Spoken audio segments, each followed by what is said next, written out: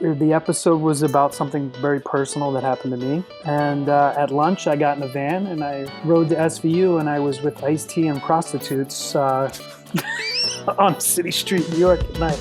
Welcome to Story and Craft. Now, here's your host, Mark Preston. All right, here we are back again, you and I, another episode of Story and Craft. Hey, if this is your first time stopping by the show, thank you so very much for checking it out. Today, sitting down with actor, director, writer, producer, Kevin Kane. I really enjoyed the conversation. You probably know Kevin from Law & Order SVU. He's also had a long-standing collaboration with Amy Schumer. In fact, he's won an Emmy Award, won a Peabody Award for Inside Amy Schumer, and a multitude of her projects he's been involved with. And just a very talented guy. Also was in The Irishman with Robert De Niro and Joe Pesci. Really enjoyed the conversation and the sit-down, and I'm sure you'll enjoy it as well. Hey, don't forget something kind of new with Story and Craft. Substack. Check it out. Great way to stay up to date on what we have going on with the show, to get notified when we have new episodes and what have you. Just go to storyandcraft.substack.com. And of course, the website storyandcraftpod.com. Always available to you to check out past episodes, find out about past guests. And as always, if you would, make sure to follow Story and Craft on your favorite podcast app. That way you stay up to date, get notified whenever a new episode rolls out. It's very much appreciated. Okay, so let's jump right into it. Today is Kevin Kane Day right here on Story and Craft. We're post-lunch here. Did you have yourself a little bite to eat? I did. It's been a very, very busy day here. We had school at home today because of the snow. And Oh, really? No, where are you living full-time? I'm in Brooklyn. Okay, you're the second Brooklynite. Is that the correct phrase? Brooklynite. I just talked to the actor Ken Leung, and he's in Brooklyn. So apparently that's a cool place to be. You know, I don't know Ken, but I lived in Astoria, and there's a very famous karate school that I think Ken's uncle is the teacher at, and he used to brag about Ken all the time. Well, that's what families are supposed to do. They're supposed to brag. That's right, yeah. You must know like that. Like those folks, like, whenever you move out to LA, people are like, oh, do you know so-and-so? It's like, LA is kind of a big town, got a couple of people out there, but no, I'm quite envious, man. I'm always envious of people who can live in a place where you can walk and get yourself some good food to eat. Yeah. I finally have the kind of walkable thing here. I live on an island in South Texas, and we've got, I think, 3,000 full-time residents. And that's a residence. Now, of course, tourism season, this multiplies many times over, but it's only, I think, the whole drag, the whole main thing of the island is only 5 miles long, so you can walk anywhere. Oh, wow.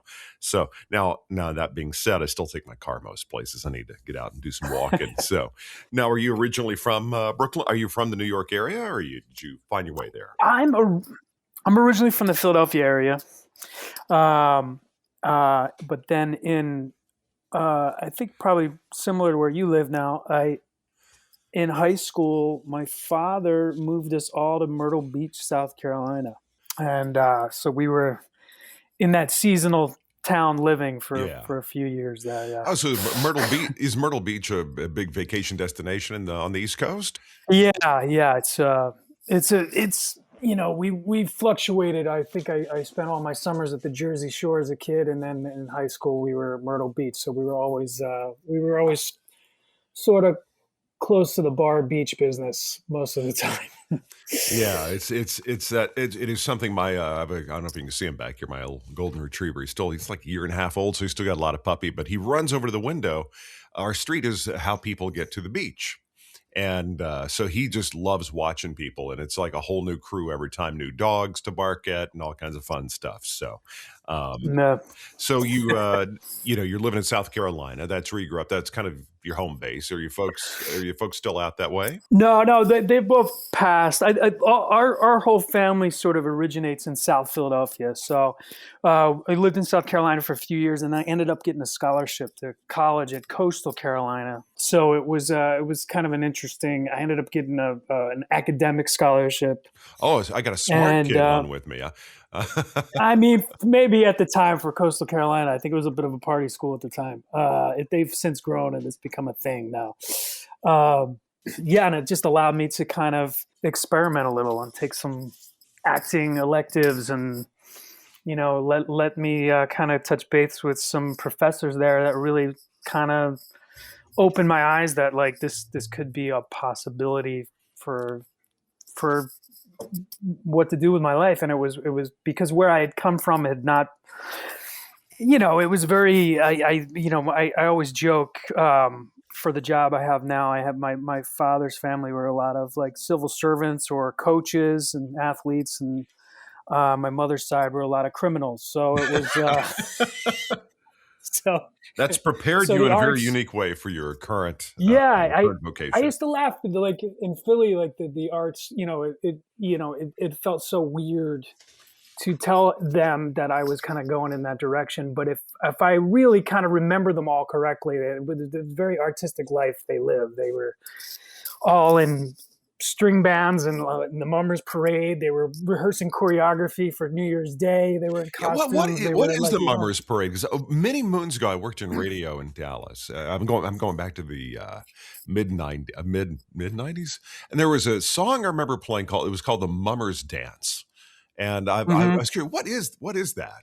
It is this wild little secret they keep in Philadelphia, and it is just as crazy as Mardi Gras, and it's New Year's Day, and wait. How did I not know about this thing here? So it's New Year's Day.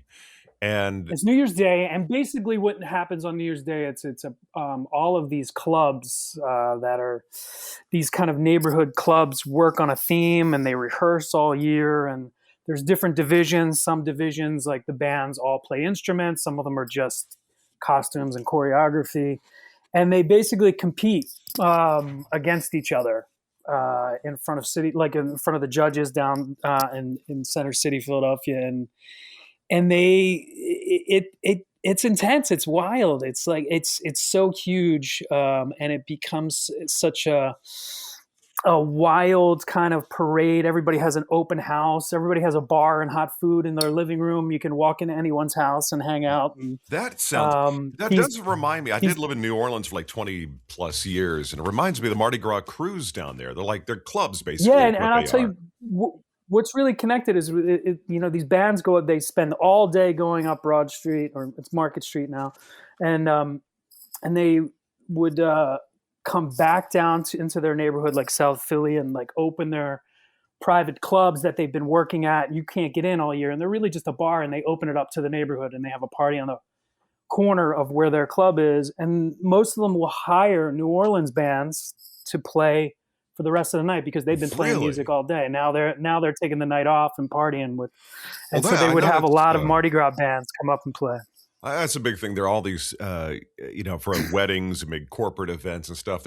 It's kind of a thing to rent out a band for, a cliche, not a cliche, but you have a New Orleans wedding, you got to do the second line dance. And, but that's cool. Yeah. I have heard of these private clubs where. And when I say private clubs, like it's just, it's a little like members thing for the neighborhood.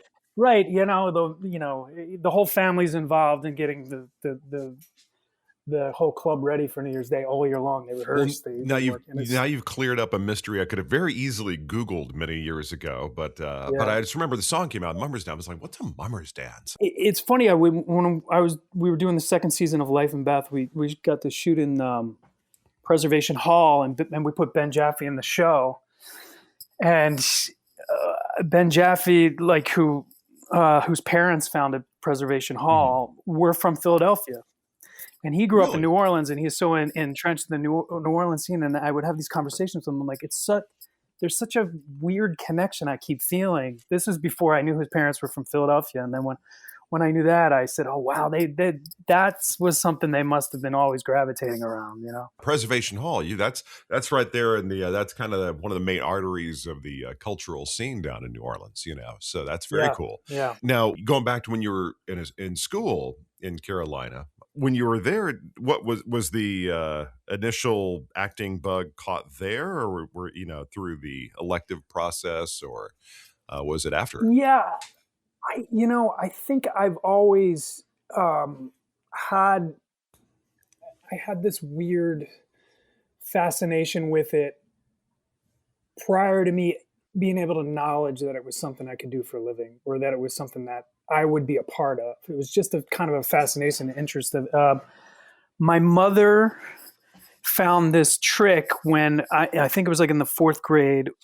We had to do a report on any artist, and the caveat from the teacher was that the artist had to be born before 1900, because at the time they thought we'd all be doing like Michael Jackson or anybody contemporary at the time.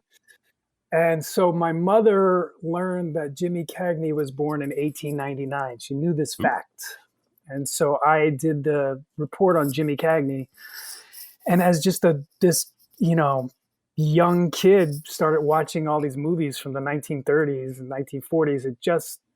It just made me bounce out of that idea as a kid of watching movies and kind of Star Wars and all those things that that is your entertainment, and start watching, how this guy did this. He lived a life, and how do they make these things, and how does it change? And old movies became like not a scary thing to me. It became a thing that I would investigate. So I was already like, those things were already circling around my head.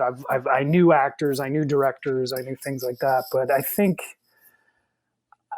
in college, they just, it was like no stakes for me, and I just had the freedom to kind of step out and scare myself with it. You're I guess Gen X kid. What were you watching outside Jimmy Cagney? What were you watching? What was the stuff you were consuming at that young age? I think I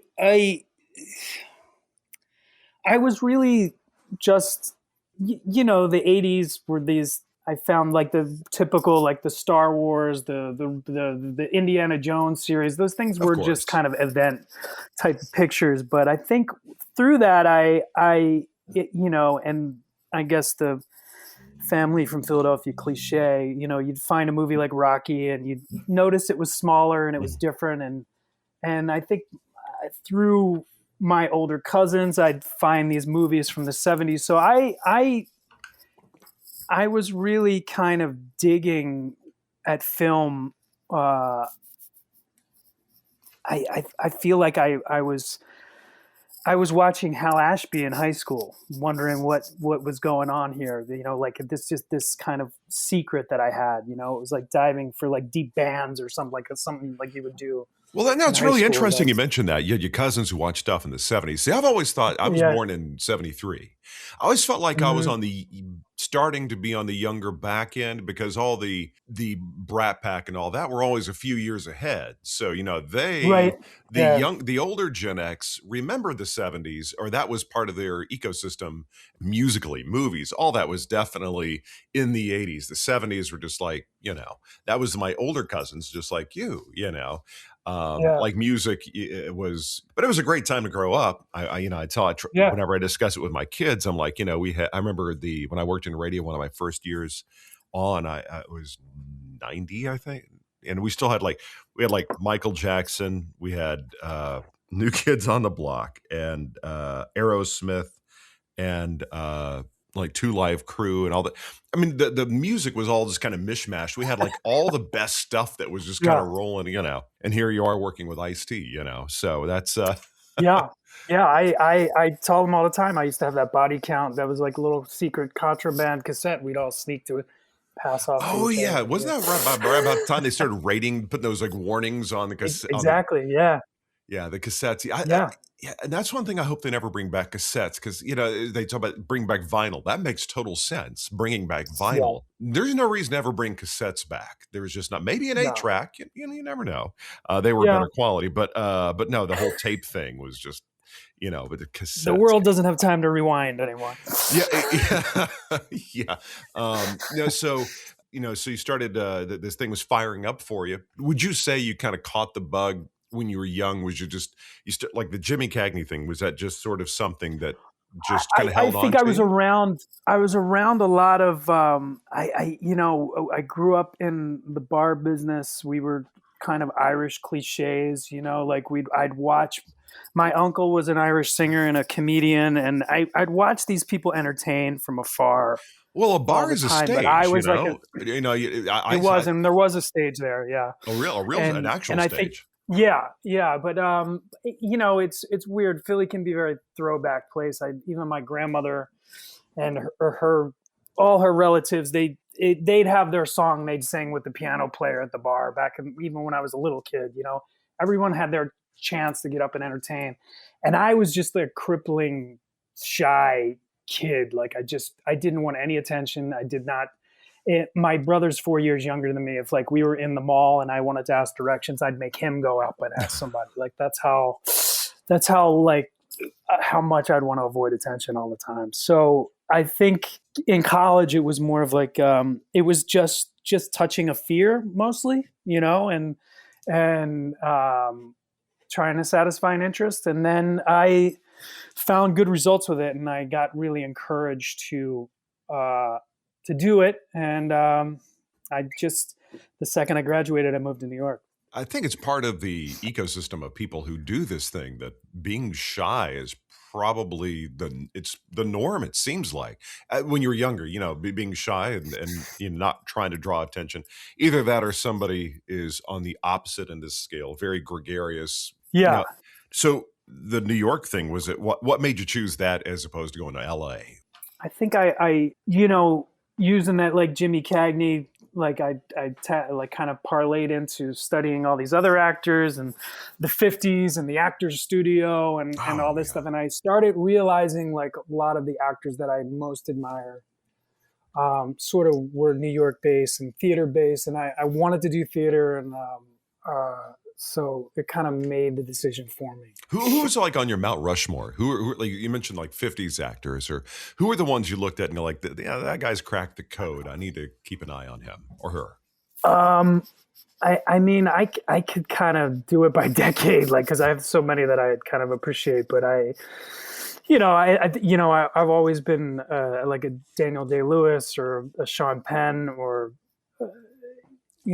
as a kid, you get into Brando and De Niro but then you read like, I don't know, I read this amazing book of Carl Malden's autobiography, and it was, I getting lost in some of those kind of worlds that don't exist anymore. Yeah. Really, it's not what New York is anymore. But I think, I guess at any age, if you would have asked me that, I probably would have still named those people, but I would have different names to add, because I think you're always constantly changing, and what you appreciate and how you kind of navigate this business gives you a whole nother level of appreciation of like how hard some things are and how hard it is to stick to it. Well, was there any kind of magnetism that was pulling you in the direction of comedy or drama or some kind of specific thing you're like, or even like Star Wars, that was a sci-fi thing? What was it that was a brass ring you're reaching for in a specific genre?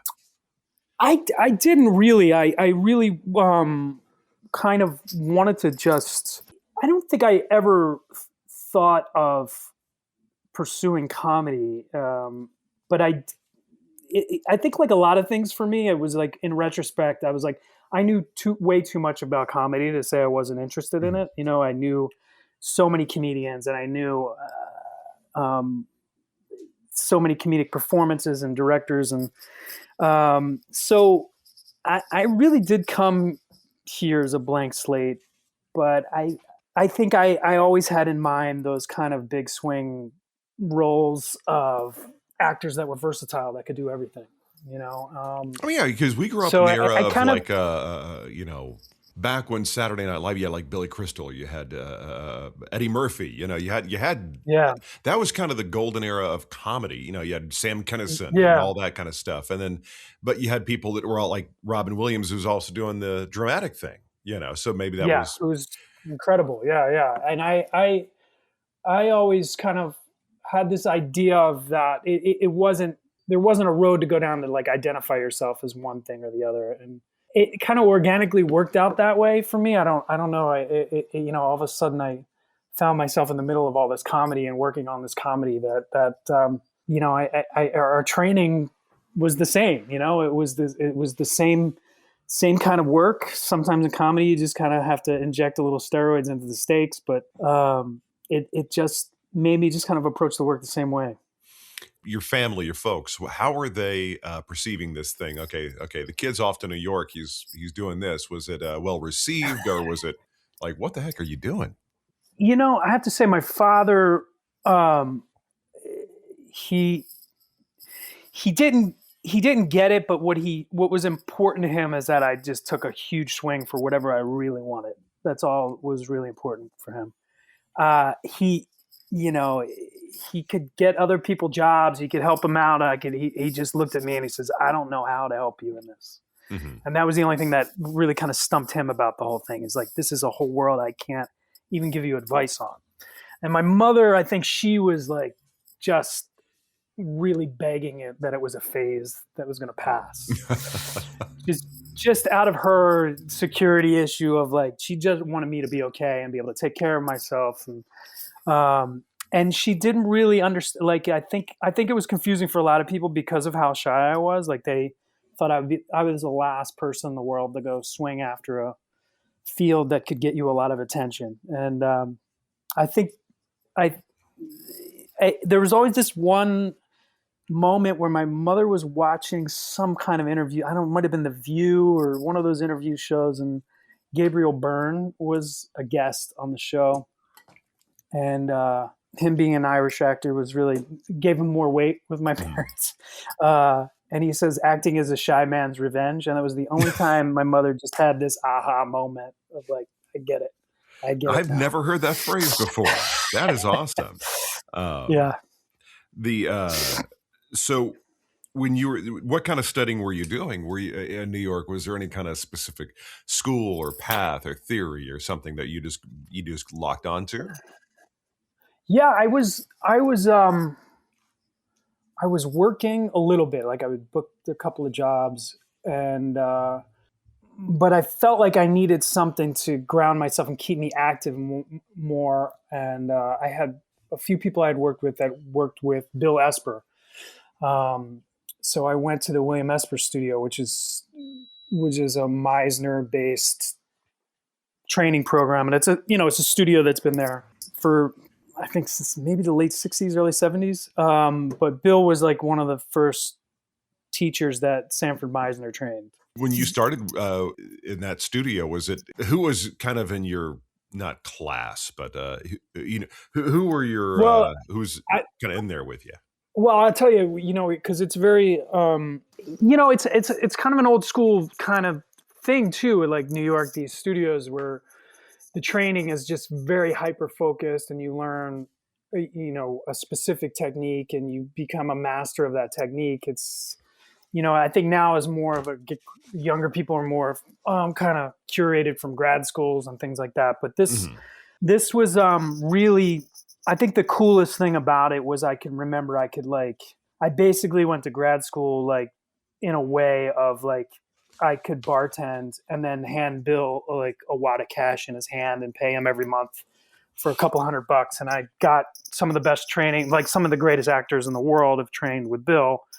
And that was the access. And so your class was very diverse in experience and age, and you really bonded with them. You really opened yourself up after 2 years with people because it's really about breaking down your instrument and like what are your tells, what are your things that you kind of do to survive in life that don't work on the stage. And you go through a lot of psychology with people. So the vulnerability, the shared vulnerability really bonds you. And our particular class, Bill had kept saying to us that it was a special class, and it was, we should stay together and we should work together. And So one person in my class was Amy Schumer. And she, so the first thing we ever produced together was our showcase from that class. And we loved how that went. And so we ended up starting a theater company with the core of the company being that class in New York for almost 11 years, 12 years.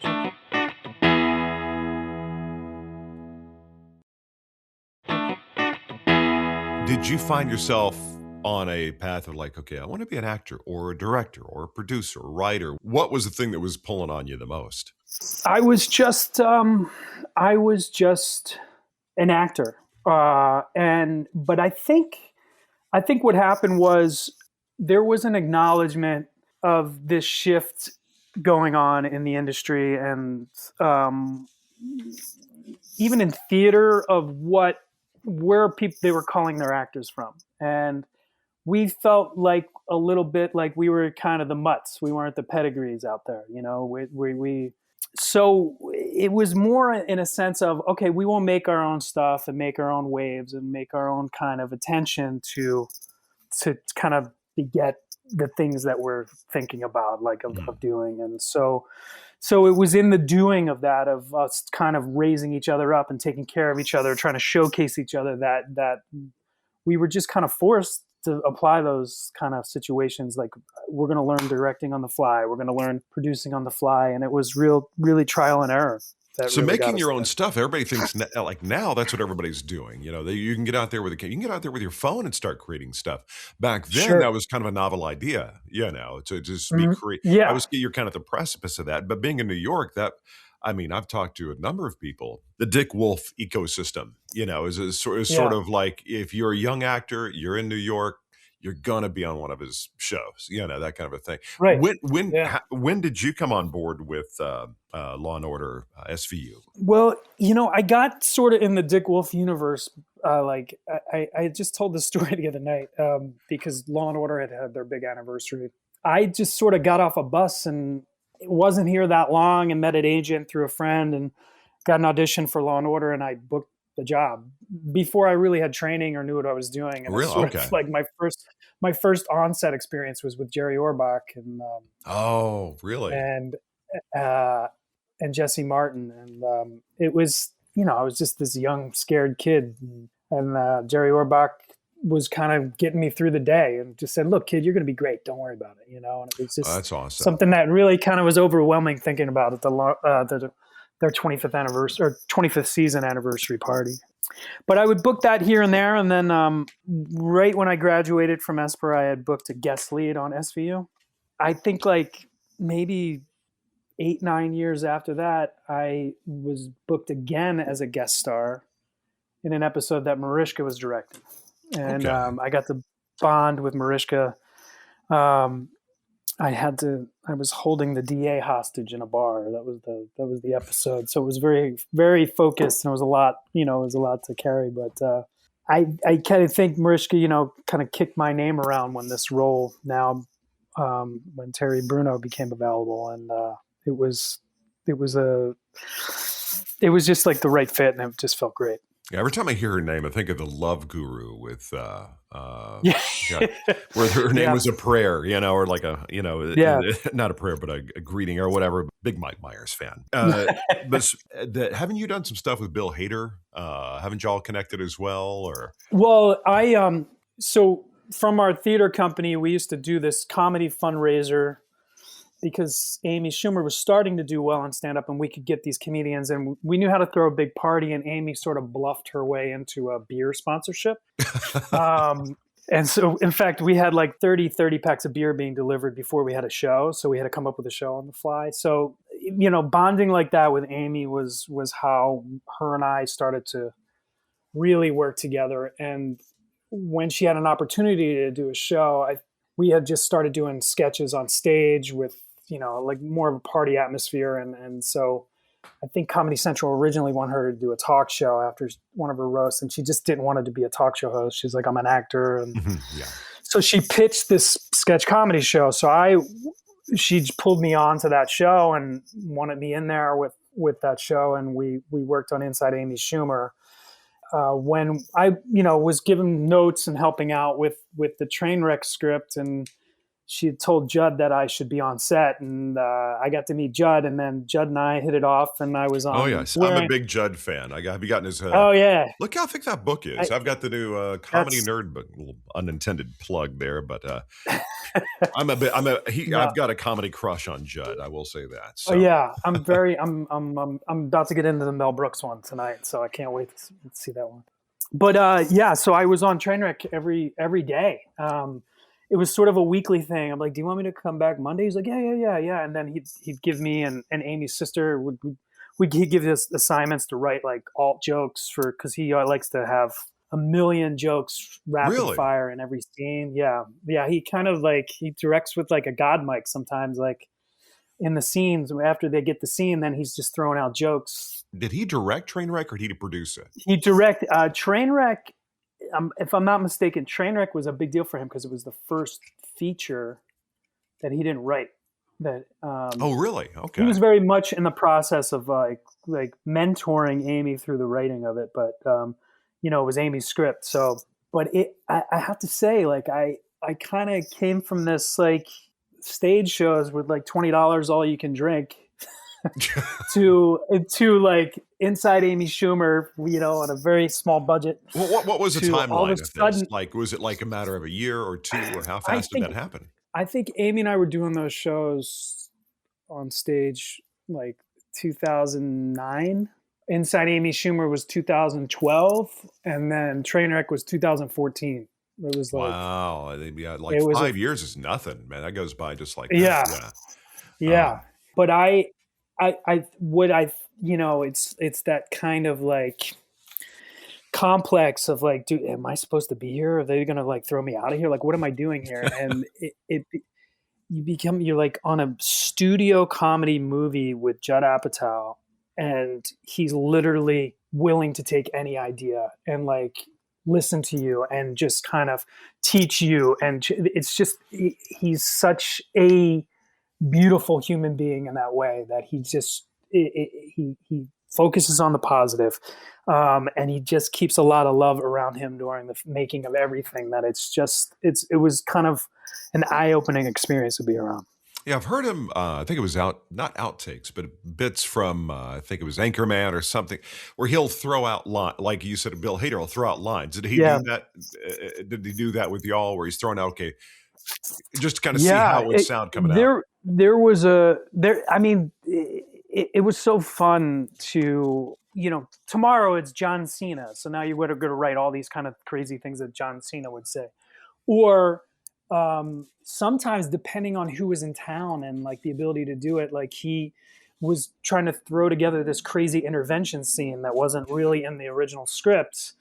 And it's like, who's coming? Marv Albert, LeBron James, Chris Everett. Like, we got to write something for all these people to say at an intervention. And it just felt like a kid. Like there was a video game when I was a kid called NBA Jams that Marv Albert was the voice of. Just all of these, if a player was dunking from far away, it'd be like, from downtown, in Marv Albert's voice.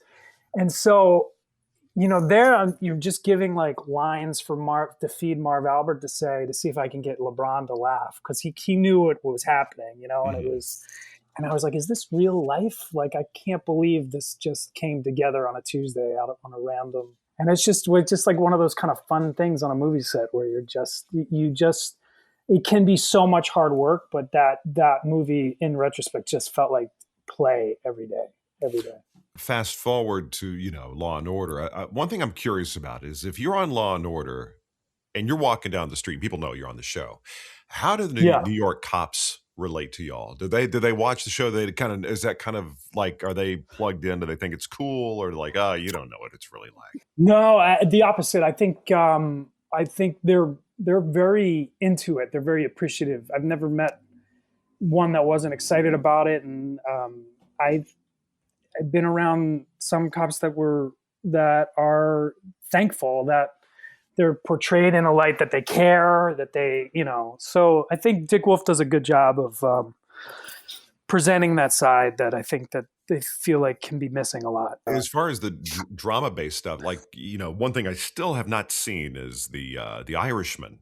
Uh-huh. The Scorsese thing. You're in New York, so being in a Scorsese film, what was that experience like for you and De Niro and wasn't Joe Pesci in that as well, or am I just imagining that? He was, yeah, yeah. What's funny is I knew a little bit of the Irishman because he was from Philadelphia, and I knew older people had told stories about him before, and he was a Teamster where my grandfather was friends with a few of the Teamsters that he was with. So I knew a little bit about the story, but when I got the role, I wasn't exactly sure what I was auditioning for, and it was one of those times where I felt very old for the first time, because I was very disappointed that I was like, I wanted like a 1940. I wanted to be in a period. I wanted to try something, and I was very thankful I was in. But I'm like, I'm going to be in the 90s part of the story. So whatever. I still haven't seen it because you got to make a commitment. It's like a 3+ hour movie, and yeah. So our stuff was just with De Niro when he was a very old man. So I go in for a fitting, and I'm like, I lived during this era. Like, I'm going to put on a 90s suit. And I just looked in the mirror. I was like, oh my God, people wore this? Like, it felt I was like, oh my God, a part of my life feels like a period piece now. Now I feel like I'm getting older. God, yeah. Isn't that the weirdest thing when you look at pictures of what you were wearing in the 90s? And a phrase I've said, the last couple of chats I've had is like, if you don't look back on yourself in your 20s and think you were a knucklehead, you're still a knucklehead. But when you do look back, go, God, what was I thinking? Yeah. And the fashions weren't too outrageous because, we went through the 80s. That was pretty out there. But what's not necessarily easier for you, but what is it that you prefer? Is it the on camera or is it the off camera? Where do you feel the work, the second part of the question is, where do you feel the workload the most? Like, if you are on camera, do you feel like, okay, this is a lot of work, or is it when you're sitting down, blinking cursor, trying to write something and come up and be creative? No, I don't. I always feel, a lot of the projects where you have to wear 3 hats on. I always like, I have to be here for every shot, or I'm at Video Village from, the whole time, and the actors get to go home when they're done their scenes, and so I always assumed it was the reverse. But I think when you're just an actor all the time, it is, I feel it is more mentally draining than, for me personally, than being there on set, because I get a charge out of meeting the new actor on set. I get a charge of making things work, and it kind of revives you. I feel like with the acting, you're just there to give, and then, hope it works out. So I for me personally, I feel like, just the acting is to me the most grueling part.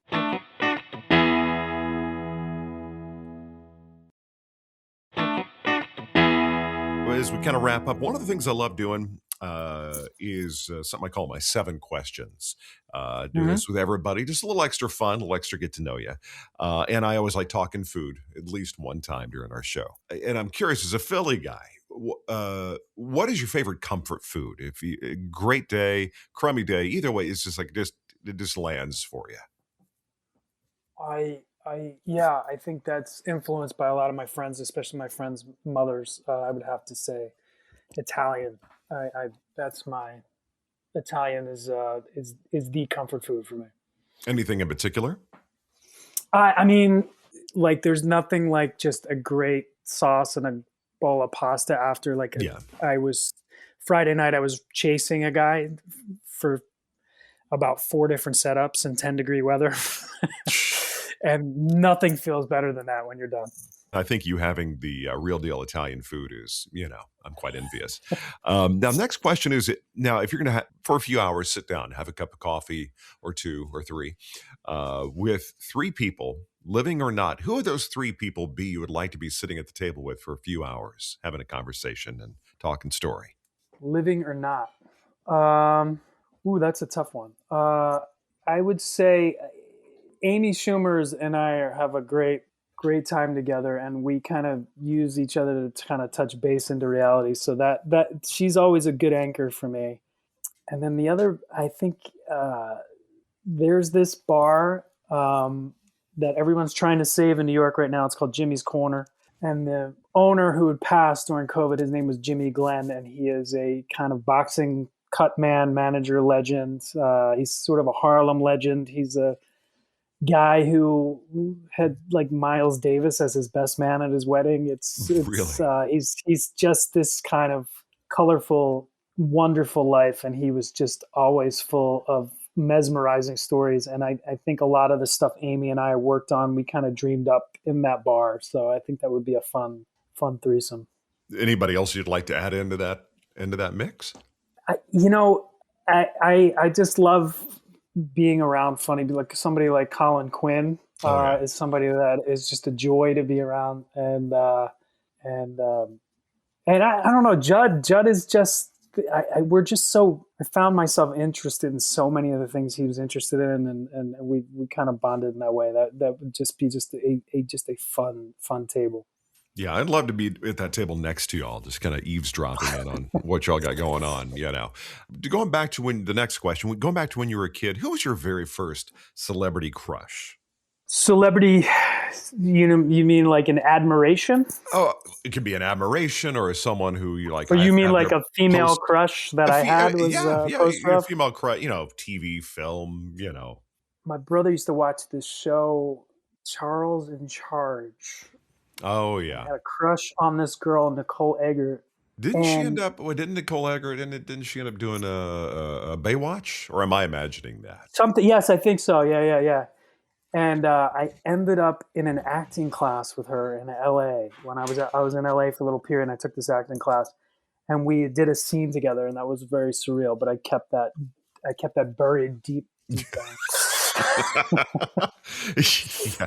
There are those moments you're like, I'm a professional, but my inner teenager is going, this is awesome. Yeah.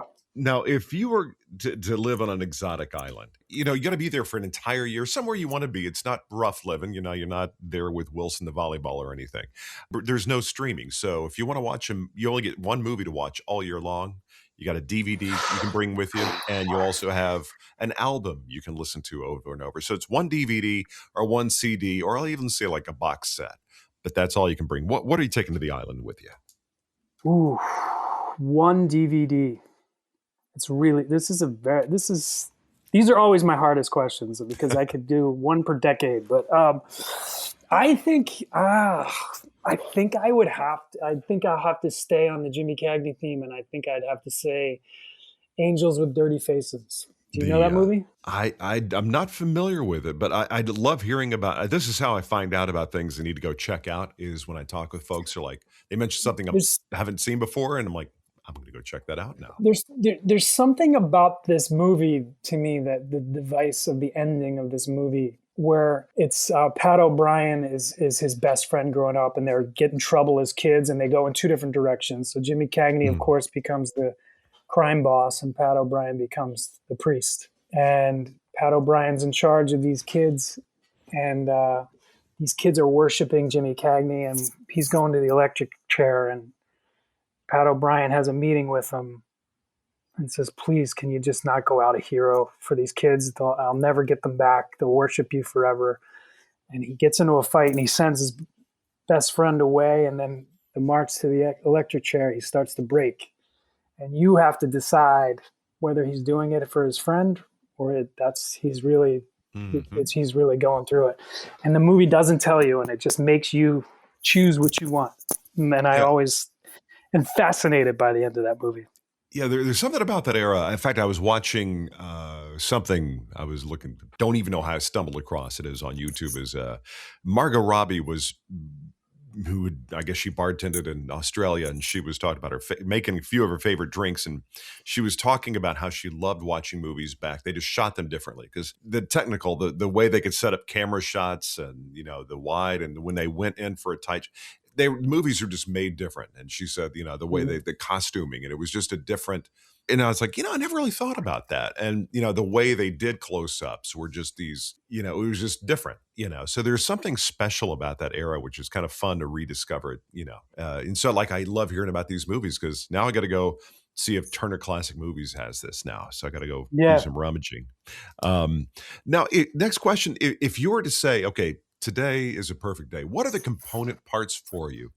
What would be a perfect day for you from beginning to end? What are the things that are kind of the recipe for that perfect day? Um, when you were asking about acting or directing and producing things like that, my experience from directing and producing has just been with friends. And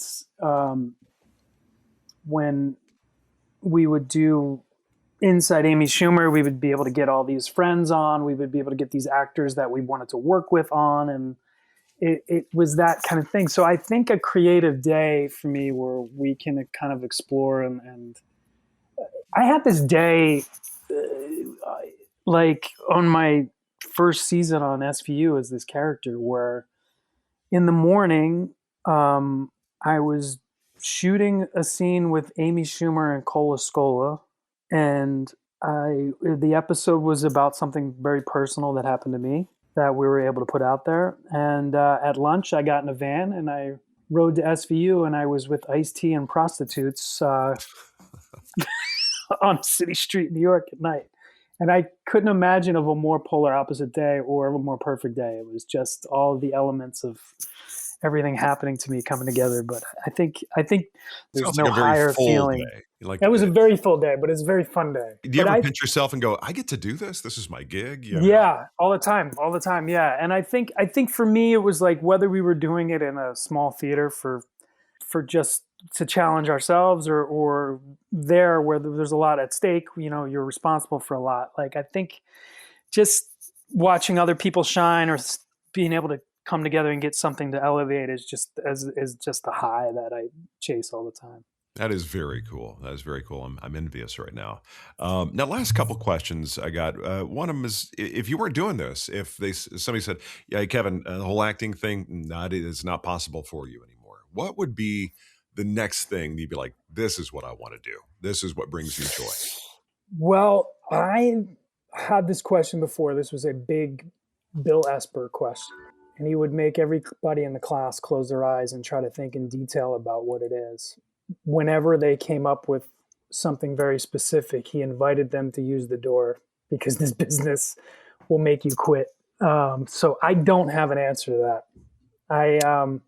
I think when I was younger, I'd probably say I would like to be like a boxer, or that was like the sport I was most interested in. Well, they say that if you can imagine yourself, I've heard before that if you can imagine yourself doing something else, anything that acting probably isn't for you, but if you can't imagine doing anything else, that this is, it's worth the effort. It's almost a compulsion than it is a. Well, the last question I got for you, if you can jump into that DeLorean and you can cruise back to when you were 16 years old, and you've got a piece of advice for yourself, either to take that moment of your life and make it a little bit better, or to put yourself on a little different trajectory, or just a piece of advice to 16-year-old you, what would that be? I think sometimes we think there's this some kind of fence we're being shut out of, like some fence, like if we can just get over it into this business and to like then and things will come and everything and you'll be accepted, and this is, but until you're over that fence, you never feel like you're there, and I think I would just advise myself that it's just a marathon, and it's there, that never happens. And what gets you there is just putting your mind to the things that matter to you, the creative work that matters to you, and to culminate the people that matter to you around you, because it's really through the network you make and the relationships you make that those are the things that will get you there. Yeah, but telling the young man to be patient, that's a challenge right there. Yeah. Well, Kevin, man, thank you so much. Going to check you out on Law and Order SVU, you and Ice-T and the prostitutes. No, I'm just kidding. Real quick, anything, any projects going to be coming out outside of that? Anything in the pipeline? No, we're shooting SVU for another couple of months, and then I have a couple of things that I'm hoping to jump on as soon as it's over, but it's still working that out right now. Awesome. Well, man, go have yourself a wonderful rest of your week, and hopefully we'll have an opportunity to catch up down the line. Yeah, that sounds good, man. I appreciate it. It was great talking to you. Okay, there you go. Kevin Kane. Really enjoyed the sit down. Real cool guy. Of course, you can check him out on Law & Order SVU. It is on NBC. And of course, just a real cool guy to sit down and talk with. Really enjoyed the conversation. Hey, do me a favor if you would. Don't forget to follow Story and Craft on your favorite podcast app. That way you get notified every time a new episode rolls out. And also, we are on Substack. So just go to storyandcraft.substack.com.